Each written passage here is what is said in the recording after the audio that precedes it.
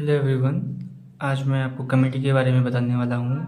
Committee के बारे में कुछ पॉइंट हैं जो हमें पता होना चाहिए एग्ज़ाम के पॉइंट ऑफ व्यू से। तो सबसे पहला पॉइंट इसमें यह है कि जो कॉन्स्टिट्यूंट असेंबली थी उसने 22 कमेटी को अपॉइंट किया था। और दूसरा पॉइंट इसमें यह है कि ये डील करता है डिफरेंट टास्क ऑफ कॉन्स्टिट्यूशन। जो भी टास्क होता है कॉन्स्टिट्यूशन का उससे डील करने के लिए कमेटी होता था। उसके बाद में इसमें बताया गया कि 8 कमेटी जो थी वो मेजर कमेटी थी और जो बाकी कमेटी थी वो माइनर कमेटी थी। जो 8 मेजर कमेटी थी उसके नाम यहाँ पे मैंने लिख रखा है। जैसे पहली कमेटी है जो ड्राफ्टिंग कमेटी थी, उसके चेयरमैन डॉक्टर भीमराव अम्बेडकर जी को बनाया गया था। दूसरी कमेटी है यूनियन पावर कमेटी, इसके चेयरमैन जवाहरलाल नेहरू जी थे। तीसरी कमेटी है यूनियन कॉन्स्टिट्यूशन कमेटी, इसके भी चेयरमैन जवाहरलाल नेहरू जी थे।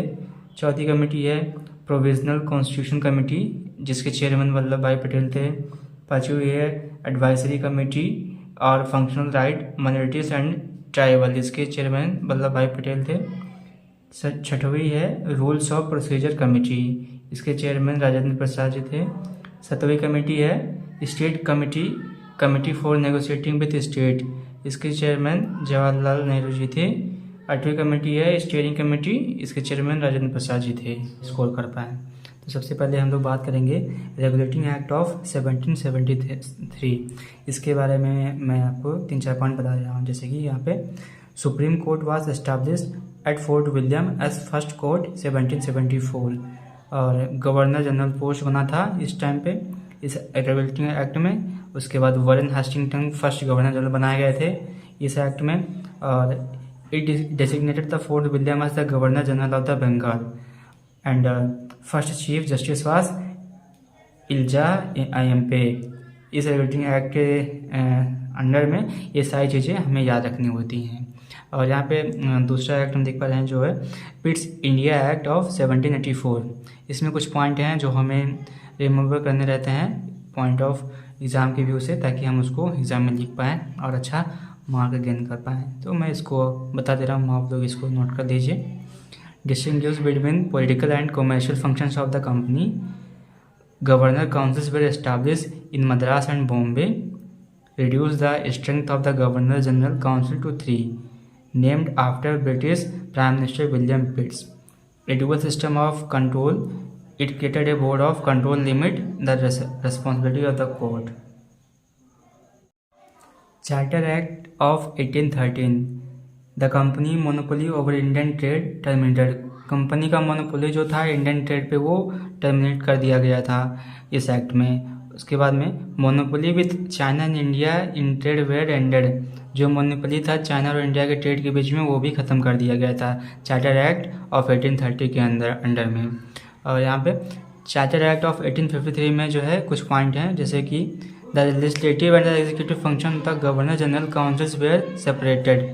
लेजिस्लेटिव एक्जीक्यूटिव फंक्शन जो था वो गवर्नर जनरल काउंसिल में सेपरेट कर दिया गया था। और इसमें जो है 6 मेंबर होते थे सेंट्रल के लेजिस्लेटिव के, और उसमें से 4 out of 6 were appointed by provisional government Madras, Bombay, Agra. Now civil services were open to all. Charter act of 1833 से कि governor general of Bengal became the governor general of India. जो गवर्नर जनरल बंगाल के थे वो इंडिया के गवर्नर जनरल बन जाते हैं इस एक्ट में। उसके बाद में first governor general of India was lord William Bentinck. Lord William Bentinck जो थे वो first governor general of India बनाए गए थे। This was the final step toward the centralization of the British India. British India का जो centralisation हो रहा था ये फाइनल स्टेप था उस टाइम पे। और ये हमारा जो है इंडियन काउंसिल एक्ट ऑफ 1909, इसमें कुछ पॉइंट हैं। इसमें सबसे पहला पॉइंट है कि direct election to the legislative council were introduce. जो डायरेक्ट इलेक्शन होते थे सबसे लेजिस्लेटिव काउंसिल के वो इंट्रोड्यूस किए गए थे इस टाइम पे, और इसे हम लोग मोर्ले मिंटो रिफॉर्म के नाम से भी जानते हैं। और members of legislative councils was increase from 16 to 60। जो government of India act 1858, the rule of company was replaced by the rule of the crown in India. जो पहले कंपनी का रूल था उसको रिप्लेस कर दिया गया था कंपनी के क्राउन रूल से इंडिया में।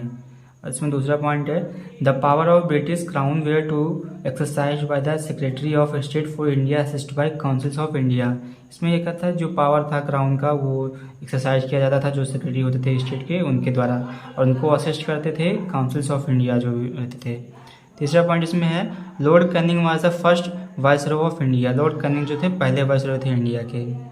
Indian council act of 1861 it introduce for the first time Indian representation in the institution.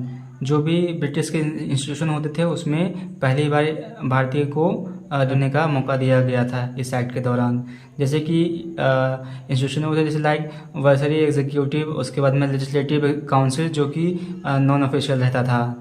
उसके बाद में तीसरा पॉइंट इसमें है कि three Indian entered the legislative council. Legislative council में 3 इंडियन को एंट्री मिली थी। उसके बाद में इंडियन काउंसिल एक्ट ऑफ 1892, इसमें क्या था कि इंट्रोड्यूस डायरेक्ट इलेक्शन कमीशन और it enlarge legislative of council. Government of India act 1919, इसमें कुछ पॉइंट है जो आपको ऐसे ही जनरली जानने होते हैं, मैं आपको उसको समझा देता हूँ। पहला पॉइंट है central and provisional subject were separated. जो सेंट्रल और प्रोविजनल के जो सब्जेक्ट थे वो अलग अलग कर दिए गए थे। उसके बाद में the ministers were nominated from among the elected members of the legislative council and were responsible for the legislator. जो इलेक्टेड मेंबर थे वो नॉमिनेट किए गए थे लेजिस्लेटिव काउंसिल से और वो रिस्पॉन्सिबल होते थे लेजिस्लेचर के लिए। और इसमें जो है by cameral legislation was introduce for the first time. By cameral legislation introduce किया गया था फर्स्ट टाइम। बाई कैमरल मतलब होता है एक लेजिस्लेटिव असेंबली बनाई जाती है और एक लेजिस्लेटिव काउंसिल होता है, जिसे हम बाई कैमरल लेजिस्लेचर कहते हैं। उसके बाद में हम यहाँ पे देखते हैं इंडियन इंडिपेंडेंस एक्ट 1947। ऐसा पॉइंट है इसमें India declared independent and sovereign. उसके बाद में the viceroy and the governor made the constitutional head. Constitutional head बना दिए गए थे वाइसरॉय और गवर्नर को। It assigns both legislative and executive power to the constituent assembly of India. Constituent assembly में जो भी हमारा लेजिस्लेटिव और एग्जीक्यूटिव पावर था उसको असाइन कर दिया गया था इंडियन इंडिपेंडेंस एक्ट 1947 में।